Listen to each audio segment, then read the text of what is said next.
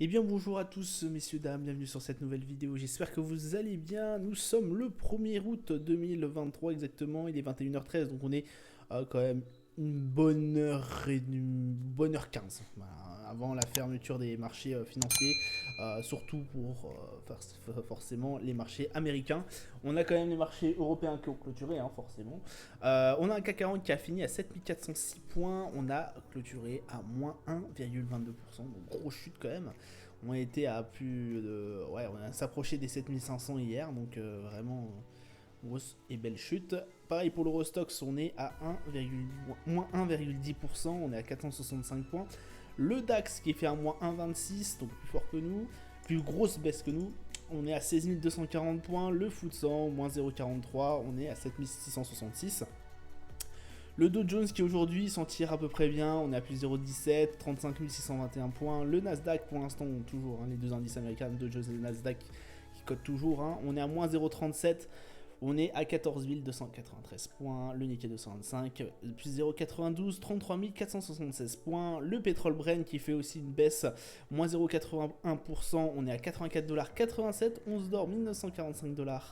Et l'euro USD aussi en baisse, moins 0,22, on est à 1,098. Un bitcoin qui est aussi aux environs des 29 235 $. Palmarès du SRD, on a EuroAPI qui fait un plus 19,06, Genomic Vision plus 8,70, Casino Ishar plus 5,06. Au niveau des plus fortes baisses, on a Metabolic Explorer moins 5,31, Faxiam Terap moins 6,05 et Aramis Group qui est à moins 6,90. Alors, aujourd'hui, on a eu quand même pas mal de nouvelles, c'est pour ça que notamment ça a pas mal baissé. On a eu la contraction de l'activité industrielle dans le monde qui donne un coup d'arrêt des marchés. Donc on a vu notamment ça aux US. On a eu aussi le Caixin qui est sorti, les Caixin. Pardon, je crois que c'est comme ça que ça se dit, Caixin. Au niveau chinois qui est sorti, qui est pas bon du tout. Voilà, l'activité manufacturière en Chine et dans la zone euro aux États-Unis, dans la zone euro et aux États-Unis, pardon. Ainsi du coup les investisseurs à la prudence et dans l'attente des décisions monétaires de la banque d'Angleterre. Oula, je vais arriver. On attendra aussi, je crois que c'est jeudi, Apple, je crois, voilà. Trimestriel d'Apple et Amazon. Donc voilà, on reste quand même assez attentif. On a eu aussi du coup l'emploi, le Jolt, qui est sorti, qui est plus bas, je crois, depuis un certain moment, depuis 2021. Avril 2021, donc voilà, on reste quand même sur des choses qui sont pas vraiment à notre goût, j'ai envie de vous dire. Vraiment des résultats qui ont été assez compliqués et qui montrent quand même aussi que tout ne va pas forcément bien et que la hausse des taux commence à avoir un impact négatif sur l'activité économique du monde. Donc voilà, restons quand même assez prudents. On a pas mal de choses qui vont sortir. De toute façon, je vous verrai sur les calendriers d'annonces économiques. Les résultats ne sont pas du tout à la hauteur de ce qu'on espérait. Donc ça pose aussi un problème. Mine de rien, ça pose aussi un avantage, c'est que forcément, si ces indicateurs ne sont pas forcément très bons, on va espérer que Jérôme Powell ainsi que les banquiers centraux dans leur globalité vont être un peu plus tolérants sur la prochaine hausse de taux, et peut-être skip, si on espère. Donc voilà, restons quand même assez prudents. On a eu aussi du côté des valeurs, forcément, Atos, qui a été, qui est passé, qui est passé du vert pétant à du rouge, voilà, très, pardon pour le bruit, à du rouge vraiment très flamboyant. On a perdu moins 4% je crois sur Atos en clôture. Pourquoi parce que effectivement les investisseurs n'ont pas trop apprécié que Atos lègue son activité historique, son métier historique à Daniel Kretinsky. Donc voilà, ça pose des soucis. On sait que Daniel Kretinsky d'ailleurs est en train de tout racheter. Il rachète Casino, il rachète une part d'Atos. Donc voilà, il est un peu overbooké là en ce moment. Il n'y a pas eu beaucoup de repos à mon avis sur cet été, Monsieur Kretinsky. Donc voilà. En tout cas, grosse attente aussi. Je vous rappelle sur Apple et Amazon. Donc voilà, on reste, je crois que c'est jeudi, hein, je dis pas de bêtises, c'est jeudi ou demain, je sais pas. Mais je crois que de tête c'est ouais, ça doit être d'ici peu de temps. Donc voilà, restons vraiment très regardons. Voilà, calendrier d'annonce économique, pardon, j'ai regardé en même temps mon téléphone. On a eu du coup le casting qui a été moins bon que ce qu'on attendait. On a atteint à 50.3, hein, je vous rappelle. Pays manufacturier, bon bah voilà, une contraction. Hein. Contraction, forcément ça fait moyennement plaisir. Donc le casting, bah écoutez, la Chine ne va pas bien du tout. Alors, ce qui est relatif parce qu'effectivement, on voit aussi que le Brent remonte. Mais je vous l'avais expliqué, parce qu'effectivement, pendant un moment, le Brent était très faible, et c'était parce qu'en fait, la Chine avait du mal à relancer pleine balle, donc elle a toujours du mal, elle a toujours un énorme souci, en fait, le modèle chinois commence un peu à s'essouffler, on s'aperçoit. D'autant plus que c'est amplifié par une crise immobilière chinoise qui est assez importante. Donc écoutez, le casing vraiment assez bas. Hein. On entendait déjà en recul, mais là on est en net recul par rapport à ce qui était annoncé par le consensus. Donc c'est très compliqué. Les décisions des taux d'intérêt de la RBA, du coup de la banque australienne. Donc là, incroyable, on redescend. Voilà, on fait marche arrière. Au lieu de prendre un 4, enfin on redescend. On skip cette décision, pardon. Au lieu de prendre un 4,35, donc c'est-à-dire une augmentation d'un quart de point, de 25 points de base, on va décider de prendre 0 et de rester à 4,1. Donc on va skipper sur cette décision des taux d'intérêt, donc c'est pas mal. Ce qu'on a eu aussi du coup, le Jolt, très attendu. Donc là on est en recul aussi au niveau de l'emploi américain. Alors c'est dû aussi, alors je sais pas si vous avez eu le temps de voir sur le capitulatif, il y a eu aussi des départs en retraite, etc., prématurés, etc. Donc le Jolt a été pas mal aussi impacté par ça. N'empêche qu'il est quand même en retrait. C'était, je crois, il y a quelques mois que voilà, il avait posé un énorme souci. Là, on sait que forcément la Fed va regarder d'assez près ce rapport. Bon, c'est pas ce qui a intéressé à mon avis aussi grandement la Fed, c'est forcément aussi l'ISM, le PMI manufacturier, parce que là, lui, il est en recul aussi. Hein, on attendait à 46,4. Alors, on est en recul. Enfin, moins bien que ce qu'on attendait. On est à 46,4. On est à la valeur précédente, on est à 46. On attendait un 46,8.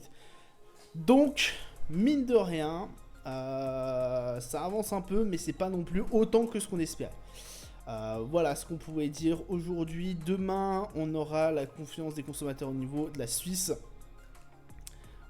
Extrêmement attendu parce que là, franchement. Alors après, peut-être pas aussi bas, mais peut-être une petite amélioration, on va dire, parce que ce qu'ils ont mangé avec leur banque, voilà, ils s'en souviennent encore. On va aller sur les marchés financiers. Hop là, on va aller sur le CAC 40 plus précisément. Donc le CAC 40 qui redescend. Pleine balle, on était proche de nos 7005, on est redescendu au 7004. Un RSI qui reste quand même assez stable, un RSI du coup qui est redescendu à 54, un MACD voilà, qui marque quand même une tendance haussière, on peut le souligner toujours, mais ça reste quand même, voilà, on reste quand même entre nos 7004 et nos 7006 qui, je vous rappelle, est notre ATH, notre point culminant. Le DAX, bah voilà, on était sur nos plus hauts, on est bien redescendu. 16 254, donc belle séance baissière, hein, on a 55 au niveau du RSI. Le MACD, bon, qui reste quand même toujours sur une tendance haussière. On avait touché notre point haut hier. Pendant un court moment, on était repassé en plus en baisse. Bon, là, c'est vraiment une baisse marquée.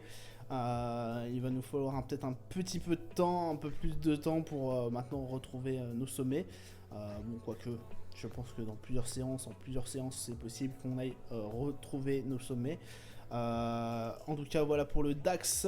On a toujours une range, alors effectivement, c'est possible aussi que cette résistance fasse toujours office de résistance. À la preuve, c'est qu'on n'a pas réussi vraiment à s'en dégager, à s'en dépêtrer. La résistance à 16 395, 16 400 exactement. On a toujours notre support aux alentours des 16 000. Donc voilà, pour l'instant, on reste quand même assez haut au niveau du DAX parce qu'on est trop proche de nos plus hauts historiques et en plus, on est vraiment sur le haut de la range. Hein. Le Brent qui lui fait du coup un recul, hein, on est à 85 $, bon ça reste quand même sur une vraie tendance haussière, le Brent qui est le plus haut depuis avril 2023 quand même, hein. Fallait le souligner. 70 au niveau du RSI, donc on reste quand même sur une zone de surachat et un MACD en belle tendance haussière. Le gold qui lui redescend, donc il pivote toujours entre les 1950 et les 2000, sachant que là vraiment on est tenu sur la barre des 1950, comme je vous l'ai dit, grosse pression au niveau autour des 2000, alors c'est possible que ça pète, hein, qu'on aille chercher les 2000 et voir plus haut. Mais en tout cas, là on a RSI à 47, donc on est plutôt reparti sur une baisse. On voit bien que ça s'atténue au niveau du MACD, malgré que c'était pas déjà très fort. Mais en tout cas, vraiment, attention à ce qui va se passer dans les prochains jours. Le gold risquerait peut-être de bouger. Alors là, c'est étonnant en plus qu'on ait une journée de baisse parce que effectivement, avec l'ISM et tout, on pourrait dire ouais, ça, les investisseurs pourraient se mettre. Pourraient commencer à protéger un peu leur épargne, pourraient se mettre sur de l'or. Bon, bah, le problème c'est que l'or ne grossit plus malgré les gros coups de crise. On voit bien que l'or vraiment fait du surplace entre grossièrement les 1007 et les 2000. Mais c'est très rare qu'on aille en dessous des 1007 et c'est très rare qu'on aille au-dessus des 2000. Mais vraiment depuis 2020, ça n'a pas réellement bougé, le cours de l'or est resté tel quel. Le S&P qui fait une journée dans le bac, donc c'est-à-dire dans le rouge, pardon, dans le bac dans le rouge. On a MACD toujours avec une belle tendance haussière, on a un RSI qui reste quand même assez haussier, on a 67 au niveau du RSI, donc ça reste quand même très correct. On est situé forcément entre les 4630 et les 45 000. Alors 46 630, non pardon, les 4630 pardon, et pas les 45 000, les 4500, voilà, qui constituent du coup notre support pour les 4500 et les 4600, notre objectif, notre résistance qui est pratiquement sur nos plus hauts historiques. Donc voilà, ça reste quand même bien aussi, hein, de toute façon on le voit bien hein, sur le graphique, et le MACD le confirme, que ça reste sur une belle tendance haussière. À chaque fois qu'on touche, hein, je vous le rappelle, hein, je vous l'avais déjà expliqué, à chaque fois qu'on touche la moyenne, période de 20 en tout cas, pour l'instant ça remonte direct. Là on a vu l'exemple, là on a commencé à voir l'exemple, là encore une fois. Donc voilà, dès qu'on touche la moyenne 20 de ma bande de Bollinger, en tout cas, pour l'instant ça remonte fort. Le Nasdaq, bon, c'est à peu près la même chose hein, que je vous l'ai dit au niveau de la bande de Bollinger. Hein. Hop, à chaque fois qu'on touche à peu près la moyenne, et je crois que c'est toujours la 20. C'est toujours la 20. Bah, du coup, ça remonte fort. On est à 15 735 points. Bon, on n'est pas sur nos plus hauts historiques, mais on est très proche de nos plus hauts historiques. Hein. Je vous rappelle que nos plus hauts historiques, bah, ils sont aux environs des 16 500. Donc qui constituerait notre prochaine résistance. On a un support aux alentours des 15 150, on en a un aux alentours sûrement des 15 400, voilà, qui est symbolisé ici, mais bon, je ne l'ai pas marqué, parce qu'effectivement, je me cadre sur la bande de Bollinger, la moyenne de cette range, de la moyenne de cette bande de Bollinger. Du coup, voilà, hein, à chaque fois qu'on touche, ça remonte, pareil, là, ça avait commencé, voilà, donc... pour l'instant, ça reste quand même très haussier. De toute façon, on le voit bien au niveau du MACD. Mais attention, si à un moment donné, cette moyenne, de toute façon, évidemment, ça va arriver, si cette moyenne serait cassée et qu'on clôturerait en dessous, ou en tout cas bien en dessous, voire proche de l'extrémité. Donc attention. 63 au niveau du RSI, donc ça reste quand même largement favorable à une hausse. Hein. Le Dow Jones qui fait toujours aussi plaisir, 35 600. Alors le Dow Jones qui fait toujours plaisir, alors oui et non, j'ai envie de vous dire, comme d'habitude, hein, vous savez mon opinion sur le Dow Jones. Mais quand même, on commence à avoir, voilà, même malgré que le Nasdaq recule, malgré que le S&P recule, le Dow Jones arrive à tirer quand même son épingle. Là, on est vraiment sur un élan haussier, j'ai envie de vous dire, au niveau du Dow Jones, ça fait plaisir. Le MACD qui reste quand même très bien haussier, on le voit bien. Bon, ça reste typiquement, voilà, ça reste ça reste favorable favorable à l'achat. Attention quand même, méfiance, mais je vous rappelle que pendant au moins 9 mois, le Dow Jones n'avait pas bougé. Donc là, les investisseurs, peut-être effectivement, qui commenceraient à s'intéresser au Dow Jones, surtout que là, ça fait un moment qu'on a quitté cette range. Je pense pas qu'on la réintégrera et j'espère pas. On a dépassé mes attentes, on a cassé très très vite ce support, cette résistance, pardon, qui fait aussi maintenant de support des 35 243. Donc écoutez, pour l'instant, moi je dis que je m'en tire quand même, enfin qu'on s'en tire assez bien au niveau du Dow Jones. Et de toute façon, voilà, hein, on voit bien les deux indices américains, les deux autres indices américains, le S&P et le Nasdaq sont en repli, alors que le Dow Jones, lui, progresse. Voilà, ça sera tout pour moi pour aujourd'hui. Je vous souhaite une excellente journée, une bonne soirée à vous. Je vous dis à plus tard. Ciao, ciao.